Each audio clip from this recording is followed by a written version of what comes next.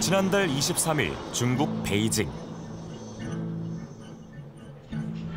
코로나19로 끊겼던 북중 간 하늘길이 3년 7개월 만에 열렸습니다. 중국에 있는 식당 등에서 외화벌이를 하던 여종업원들이 많이 눈에 띄었습니다. 북조선 돌아가시는 기분이 어떠세요? 이들이 돌아가 버리면 이들이 북한으로 보내오던 외화 수입이 대폭 줄어들지 않을까. 그러면 대체 수입원을 찾아야 되거든요. 그거를 아마 관광에서 탈출을 찾으려고 시도하는 거. 빠르면 이번 겨울부터 삼지연 관광이 열릴 걸로 추측이 됩니다. 벌써부터 여러 가지 징후들이 나타나고 있다고 했습니다.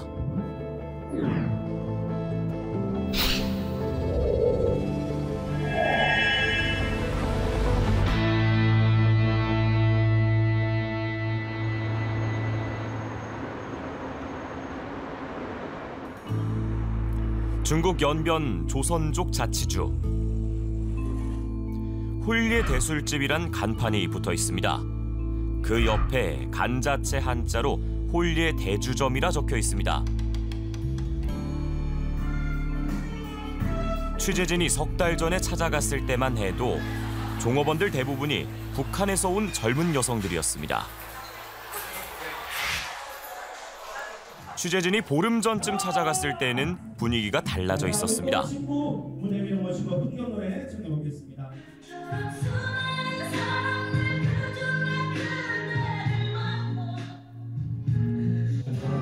한국 사랑 노래가 흘러나오는 건 석 달 전과 똑같았습니다. 달라진 건 종업원들이었습니다. 반소매 티셔츠를 입은 중년 여성들이 분주히 움직입니다. 중국어를 쓰는 종업원들. 석 달 전엔 북한 여종업원들이 하던 일들을 이제는 중국 여성들이 대신하고 있었습니다. 바가지 굴려서 그대로 떨어지면 딸, 엎어지면 아들, 시려우면 아들, 딸 쌍둥이 나오기라. 그리고 처음 보는 조선족 결혼식이 신기한 모양인지 한쪽 구석에 자리를 잡고 사진을 찍기 바쁩니다. 검은색 봉사복을 입은 북한 여종업원들이 몇 명 보이긴 합니다. 일을 좀 도와주나 싶더니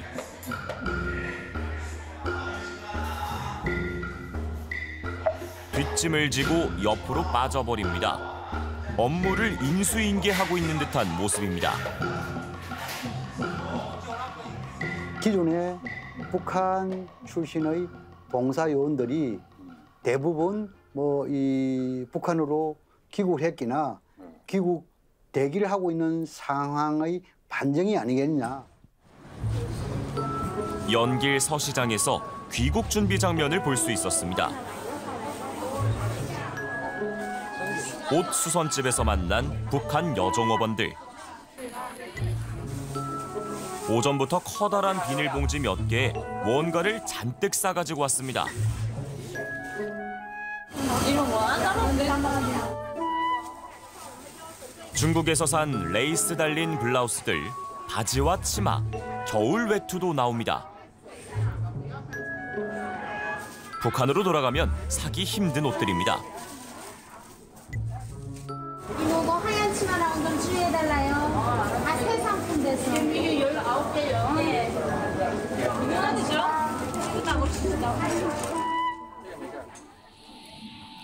이들을 다시 만난 곳은 여행용 가방을 파는 가게. 큼지막한 여행용 캐리어를 사고 있었습니다.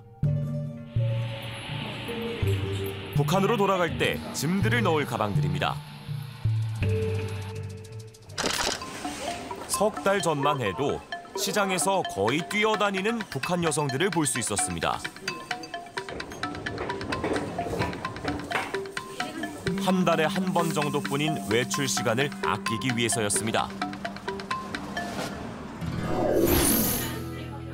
그런데 이번엔 상당히 여유롭게 쇼핑을 즐기는 모습이었습니다.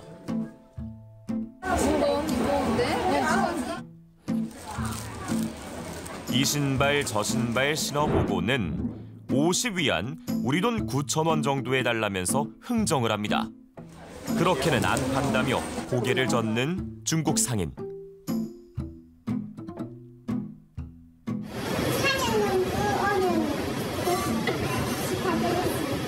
언제 갈까? 어떤 데는 이미 간다고 하던데. 아픈 사람한테. 몸이 아픈 사람들이 우선, 그 다음이 오래된 순서라고 했습니다. 자, 지난 6월 방송에서는 저희가 이 연변과 단둥 지역에 있는 식당에서 북한 여종업원들이 수만 명 단위로 대거로 나와서 일을 하고 있다고 전해드렸는데 지금은 상황이 좀 달라졌습니다. 많은 인원이 다시 북한으로 돌아가는 모양새인데 왜 이렇게 갑자기 들어가는 거죠? 네, 북한이 표면적으로 내세우는 이유는 코로나19 상황이 완화됐으니까 국경을 열겠다. 이런 얘기입니다. 그러니까 북한의 국가비상방역사령부, 우리로 치면 중대본, 중앙방역대책본부 같은 그런 곳인데요. 발표 내용을 한번 들어보시겠습니다. 국가비상방역사령부 통보. 방역 등급을 조정하기로 한 국가비상방역사령부의 결정에 따라 해외에 체류하고 있던 우리 국민들의 귀국이 승인되었다. 귀국한 인원들은 한 주일간 해당 격리시설들에서 철저한 의학적 감시를 받게 된다. 네, 원래는 유엔 제재에 따라서 2019년 말까지 다 북한으로 돌아가게 되는 그런 인력들입니다. 그런데 안 돌아가고 계속 중국에서 일하면서 상당한 액수의 달러를 북한에 송금해 오던 그런 사람들이죠.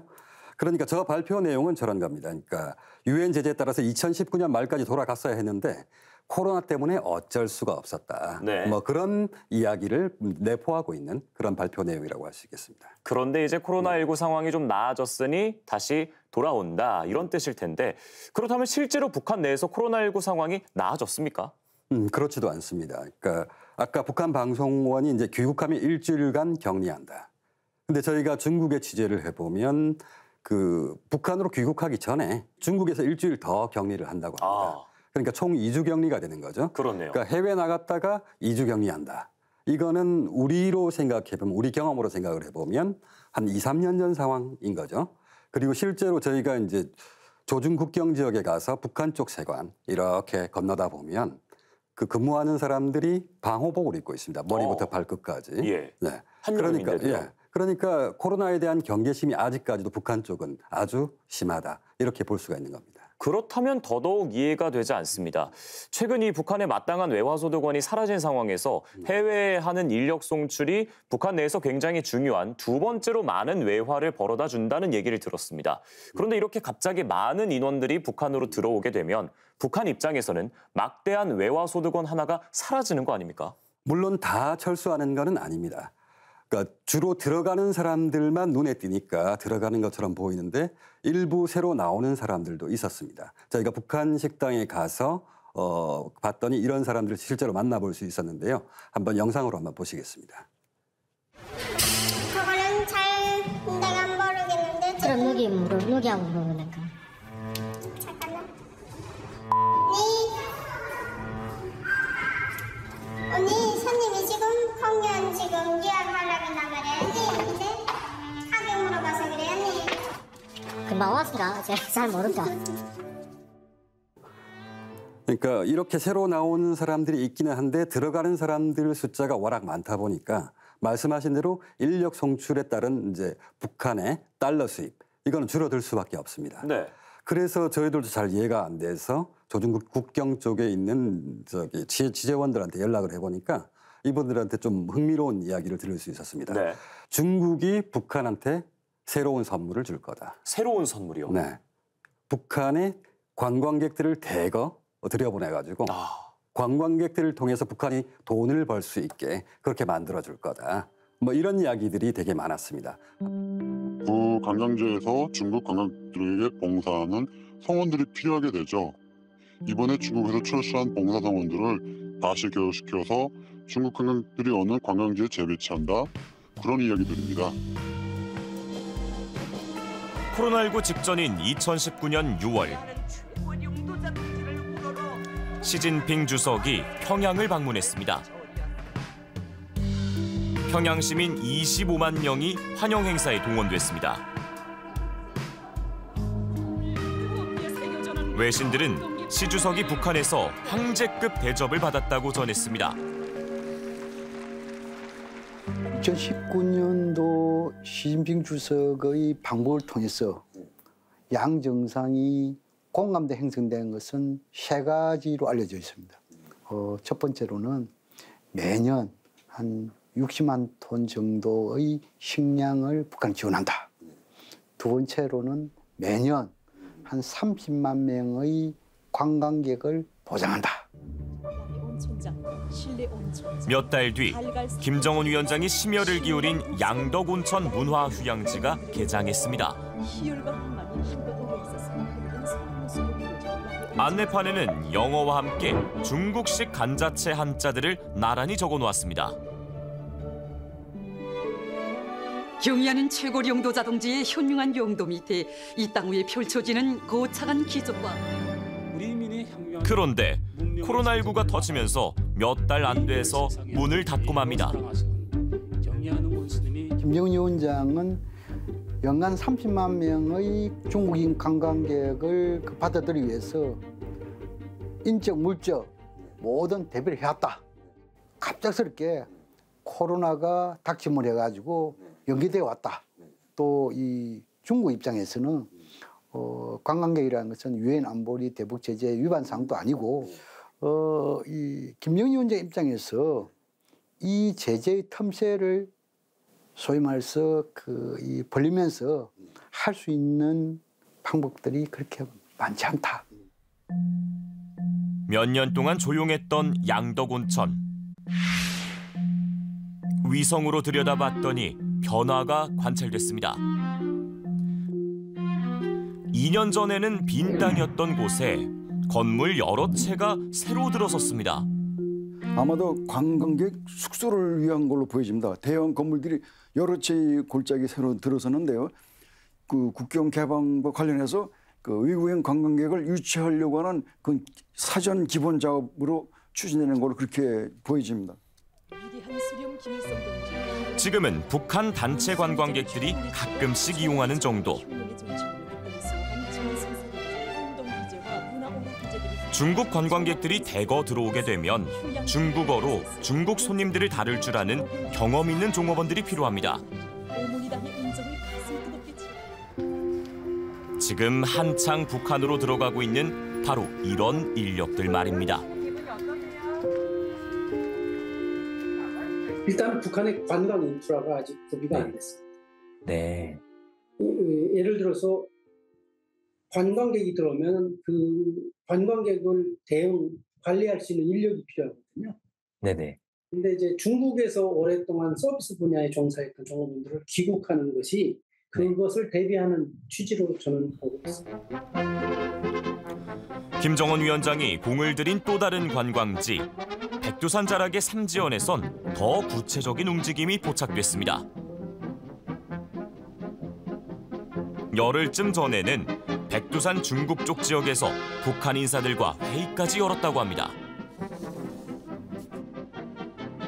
9월 한 3월에서 6일 사이에 조정조평 쪽에서 양측 회의가 열린 걸로 알고 있는데요. 조선 쪽에서는 북경 10명의 상주일꾼들이 왔다고 해요. 빠르면 이번 겨울부터 삼지연 관광이 열릴 걸로 추측이 됩니다.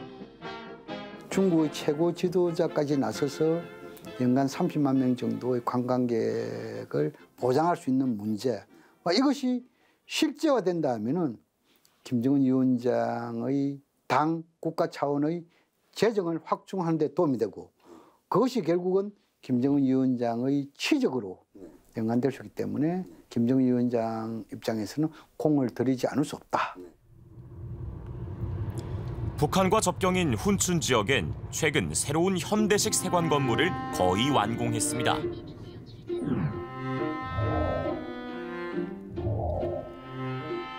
폐가는 지금 건설 중인데요. 내년이면 문을 연다고 하네요. 이제 삼지연 통상군을 이용해가지고 서로 협력하고 공동으로 무역하고 관광을 진행하자 그런 합의가 있었던 것으로 알고 있습니다. 백두산 쪽 통상구에도 시설을 확장하고 있습니다. 그 저쪽에 백두산 천지가 검은불로 보이고요. 하얀 실선은 북한과 중국의 경계를 나타내는 국경선입니다. 중국 쪽 통상구 지역인데요. 이 지역에 최근 새로운 시설이 들어선 것이 포착이 됐습니다. 작년까지만 해도 세관 아래쪽은 숲이었습니다. 중국 세관 시설 바로 아래쪽에 갑자기 새로운 부지가 넓게 조성이 됐습니다. 기존 세관에 약 3.3배 규모로 크게 넓게 부지가 조성이 됐는데요. 이게 올 3월의 모습입니다. 가로 335m, 세로 475m의 새로운 대형 시설. 폭이 넓은 연결도로도 함께 건설 중입니다. 그 도로의 폭의 규모를 봐서는요. 관광버스나 또는 기타 대형 트럭들이 북한으로 드나들 수 있도록 중국을 통해서 관광객을 받는다든가 물자 반입 등 그 통상 역할도 할 수 있는 통상구의 시설을 겸하는 걸로 보여집니다. 기존 세관에도 트럭들이 길게 늘어섰습니다. 중국 관광객들이 간간히 사진을 찍는 광경이 목격될 뿐 사람들의 왕래는 아직 드뭅니다. 여유로운 중국 쪽과는 달리 북한 쪽은 아직 긴장감이 느껴집니다. 8월 무더위에 하얀색 방호복을 머리부터 발끝까지 껴입었습니다. 코로나에 대한 경계심을 읽을 수 있습니다. 코로나19 통제가 비교적 쉬운 국경 지역 관광지부터 개방할 거란 관측입니다. 지금 중국 내 소식통의 이야기를 들으면 올해 말 전후로 관광이 재개될 것으로 추정되고 있습니다. 구체적으로는 백두산 지구가 아마 1차적으로 개방이 될 것 같습니다. 우크라이나 상황이 다급한 푸틴은 북한에 도움을 요청하고 있습니다. 앞으로도 언제나 반전사주 전선에서 언제나 러시아와 함께 있을 것임을 다시 이 기회를 빌어서 확언합니다. 곧 열리는 항저우 아시안게임에선 시진핑 주석과 만날 것으로 보입니다. 이렇게 동북아 신냉전 구도가 강화될수록 핵과 미사일 문제 해결은 더 복잡해질 것이란 우려가 커지고 있습니다.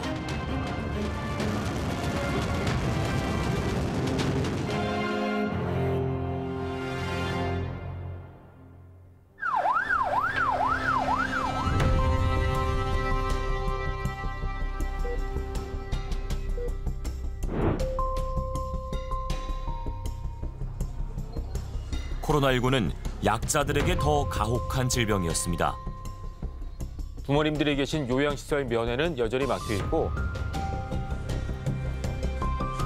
자식들에게서 멀어진 노인들.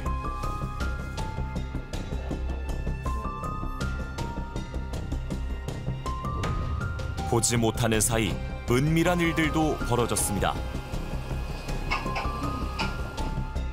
어머니가 물건이냐? 어머니를 물건 다루듯 관리한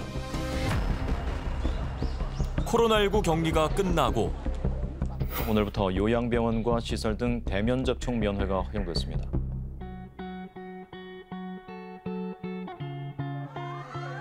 막혀있던 벽이 허물어지면서 시설에서의 노인 학대는 줄어들 것 같았습니다. 그런데 현실은 어떨까요? 나한테는 일어나지 않을 일이라고 생각하는 거죠. 사람이 설마. 그랬는데 진짜 주먹으로 이렇게 풀스윙으로 여기를 쳤거든요.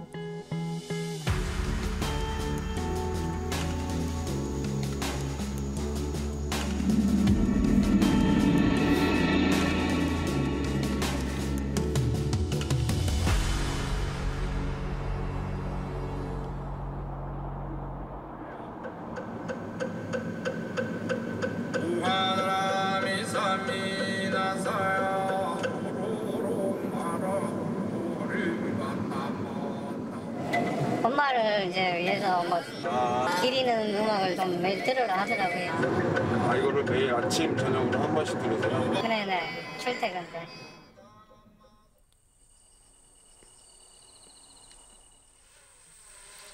갑작스러운 이별이었습니다. 한 달이 넘었지만 형제는 아직도 믿기지 않습니다. 어머니 자주 찾아뵙지 못해서 죄송해요. 이제 자주 찾아와서 아버지랑 같이 아주 행복하게 계세요. 자주 찾아뵐게요. 뇌졸중으로 몸이 불편해진 어머니를 아들은 6년 동안 직접 모셨습니다. 요양원으로 옮긴 건 재작년 11월이었습니다. 그러다가 넘어지면 못 일어나니까 그게 하루 이상 누워 있고 하니까 그게 이제 위험하겠다 싶어가지고 요양원 결심했거든요. 처음엔 잘 모셨다 싶었습니다. 22년 2월 이때만 해도 인지가 가능했어요. 이렇게 보고 있고 매달 이렇게 촬영을 하시는군요. 4월 이렇게 어버이날이라고 조카들이 막 편지도 읽어주고 이렇게 막 했거든요. 이렇게 직접 숟가락질도 하면서 먹었어요. 코로나19 유행도 무사히 잘 넘겼다고 생각했습니다. 그런데 지난 7월 갑작스러운 연락이 왔습니다. 요양원 측이 어머니를 모시고 병원에 갔는데 고열 증세와 함께 코로나19 확진 판정을 받은 겁니다.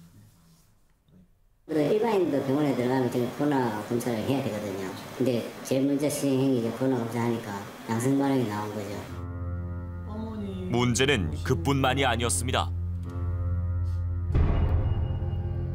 올 초 발에 입었던 화상이 심해져 피부가 괴사한 사실을 코로나19로 입원한 뒤에야 알게 됐습니다.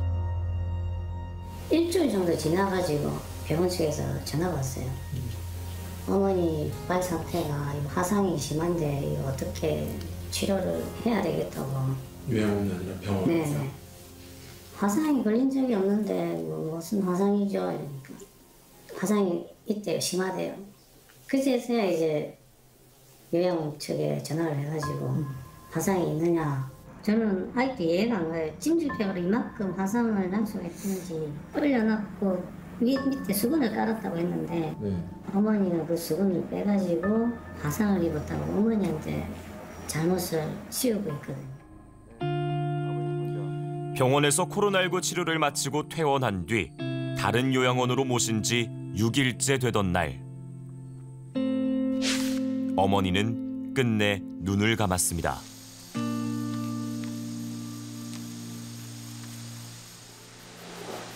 도대체 무슨 일이 있었던 걸까? 해당 요양원을 찾아가 봤습니다.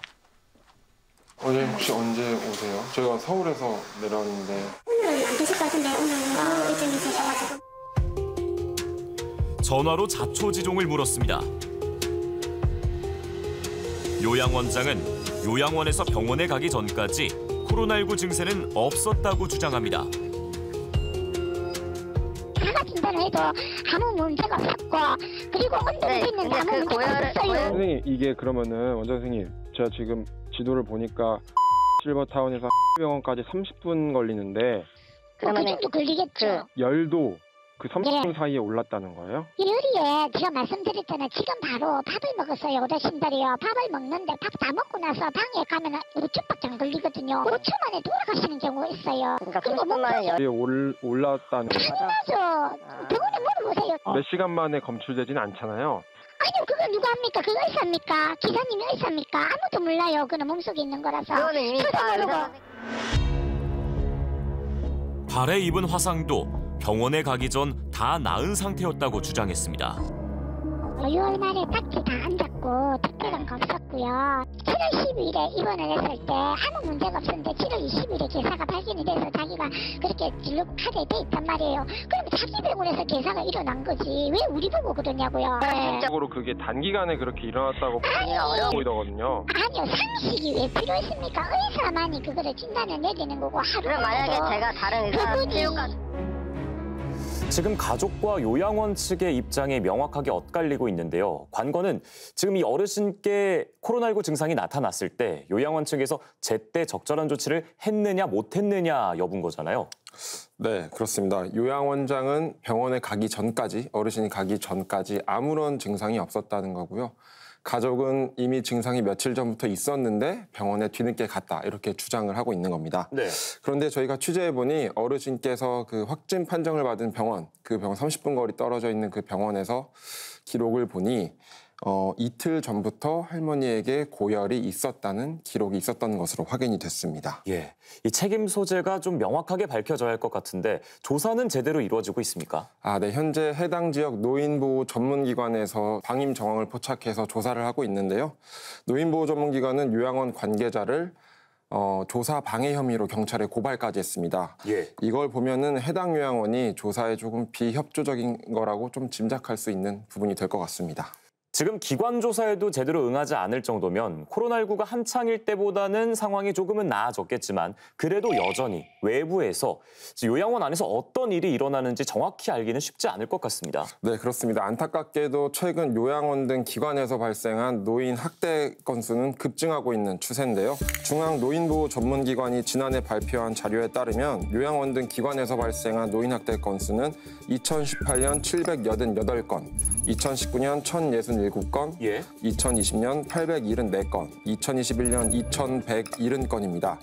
2012년 267건과 비교하면 폭발적으로 증가한 겁니다. 물론 어르신들을 잘 보살피는 요양원도 많겠습니다만 그래도 학대나 방임 피해를 줄이려면 제3자의 관리 감독도 상당히 중요해질 것 같습니다.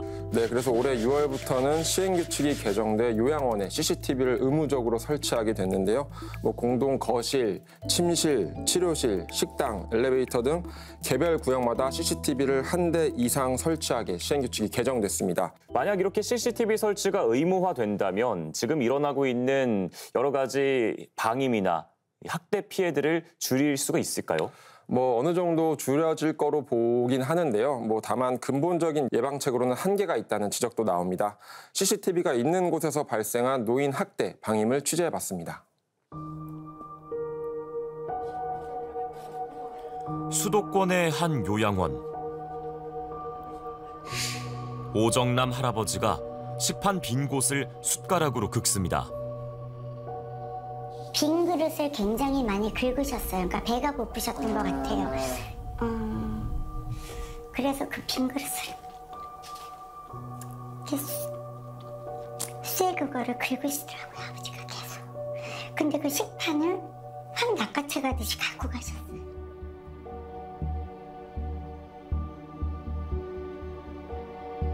홀로 남은 어르신. 점점 몸이 기울더니 버티지 못하고 침대에서 떨어집니다. 아등바등하지만 사람은 오지 않고 요양원 관계자로 추정되는 사람들도 노인을 여러 번 지나칩니다. 노인보호 전문기관에서 몇 분 이렇게 말씀하시던가요? 대강? 몇 분 방치 기간이 꽤 오랜 시간이었다. 한 20분? 해당 요양원 측은 저녁 시간이라 직원들이 바빠서 미처 발견을 못한 것 같다. 이후 순찰을 강화했다는 입장을 밝혀왔습니다.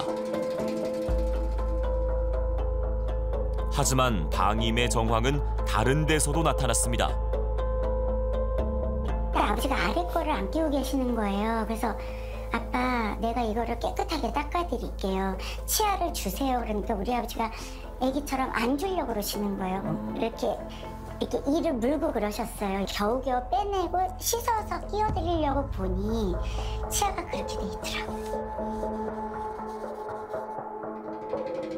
오랜 기간 붙이고 떼어놓지 않은 반창고도 보였습니다.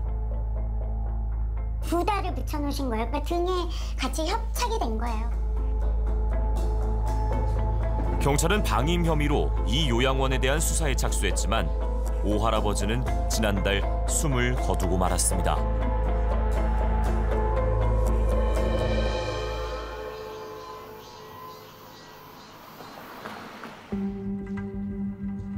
또 다른 수도권의 요양원.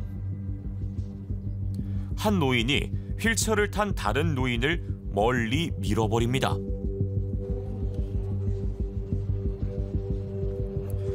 밀려난 노인이 휠체어를 끌고 다시 오자 이번엔 주먹을 휘둘렀습니다.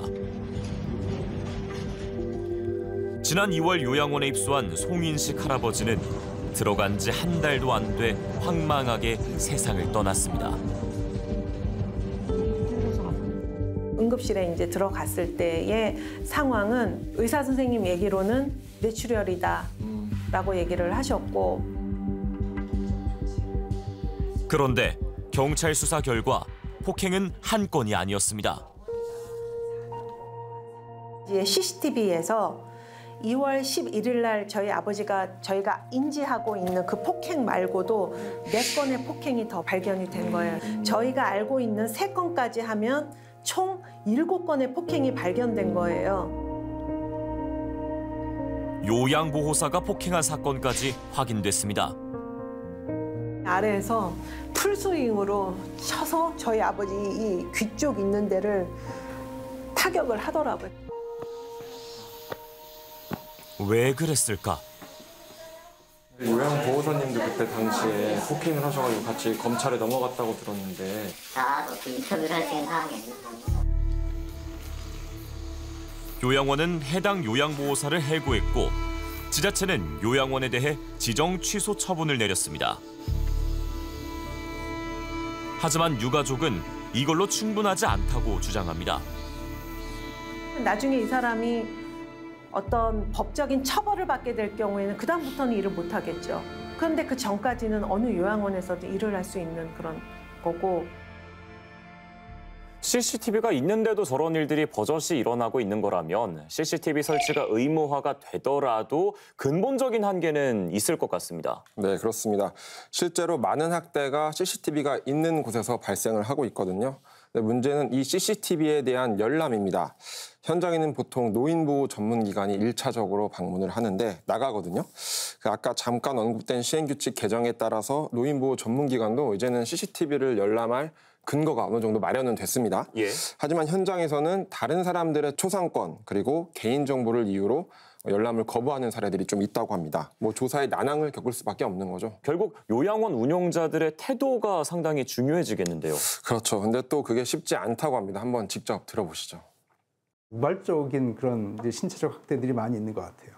이런 경우에 그 시설 운영자들이 노인 학대 신고를 하도록 좀 독려했으면 좋겠다. 근데 그게 독려만 가지고 안 되거든요. 왜냐하면 시설에서 노인 학대가 발생하면 시설에 대해서는 행정처분이 나가니까 시설장들도 숨질 수밖에 없죠.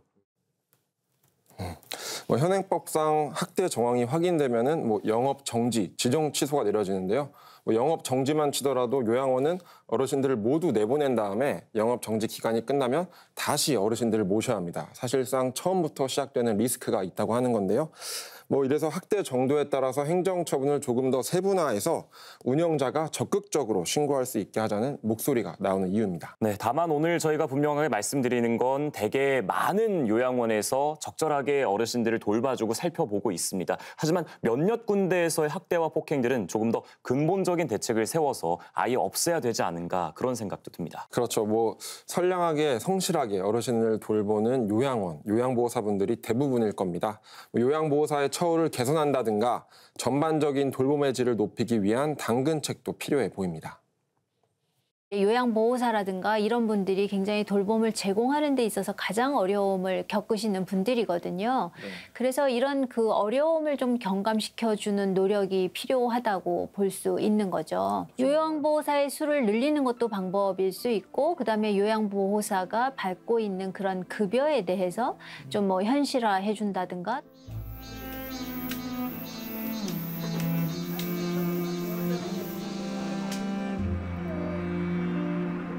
내년이면 우리도 노인 인구 1,000만 명 시대를 맞게 됩니다.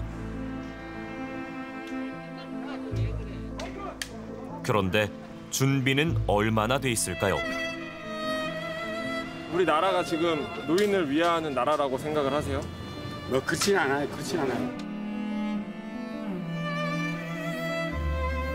누군가의 보살핌이 필요할 때 가게 되는 곳. 그곳이 언젠가부터 두려움의 대상이 돼버렸습니다. 나는 요양원 같은 데 별로 가고 싶지가 않다 이거지. 내 생각은. 나는 절대로 안 가려고 그래. 안 가려고. 그냥 조그만 학구방이라도 내 집에서 살다가 그냥. 반복되는 학대와 방임을 막으려면 관계기관의 감시와 처벌도 필요합니다. 하지만 더 중요한 건 결국 내 일이 될 수도 있다는 마음에서 비롯되는 관심과 노력 아닐까요? 이 문제는 우리 사회가 계속 취재를 하시고 계속 공론화하고 계속 답을 찾아가야 되는 부분입니다. 사회학적인 원인에 대한 탐색이 필요하고 이런 현장에서 겪는 어려움들을 가능한 신속하게 받아서 정책이나 입법에 반영을 해줘서 노인 학대 문제가 좀 더 근본적으로 해결될 수 있는 길을 찾아가면 좋겠다는 말씀입니다.